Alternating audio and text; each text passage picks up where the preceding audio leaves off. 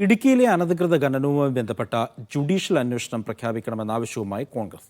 മഞ്ഞുമലയുടെ ഒരറ്റം മാത്രമാണ് പുറത്തു വന്നതെന്നും ജില്ലയിൽ CPM-ന്റെ നേതൃത്വത്തിൽ വൻകിട കയ്യേറ്റ മാഫിയ പ്രവർത്തിക്കുന്നുമുണ്ട് എന്നാണ് ആരോപണം CPM ജില്ലാ സെക്രട്ടറി CV വർഗീസ് തള്ളി.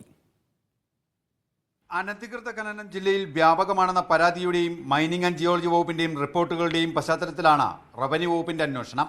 മുമ്പ് സ്റ്റോപ്പ് മെമ്മോ നൽകിയതും പിഴ ചുമത്തിയതുമായ ക്വാറികൾ വീണ്ടും പ്രവർത്തിക്കുന്നുണ്ടെന്നും കണ്ടെത്തിയിരുന്നു. ഇതോടെയാണ് ജുഡീഷ്യൽ അന്വേഷണം വേണമെന്ന ആവശ്യവുമായി കോൺഗ്രസ് രംഗത്തെത്തിയത്.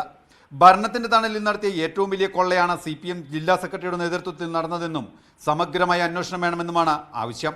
ഭരണത്തിന്റെ തണലിൽ CPM തീവട്ടിക്കൊള്ളയാണ് നടത്തിക്കൊണ്ടിരിക്കുന്നത്.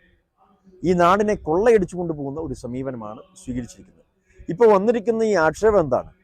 പാവപ്പെട്ട ആളുകൾക്ക് കുളം നിർമ്മിക്കാനോ വീട് നിർമ്മിക്കാനോ ഏതെങ്കിലും തരത്തിൽ ഒരു ചെറിയ പാറ പൊട്ടിക്കാൻ പോലുമുള്ള അനുമതി കൊടുക്കുന്നില്ല.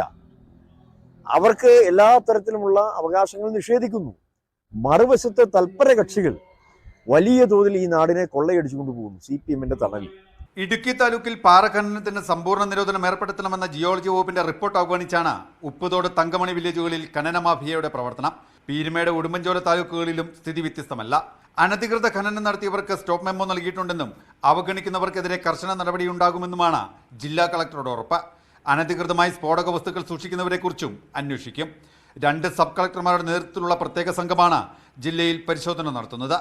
മീഡിയ 1 ഇടുക്കി.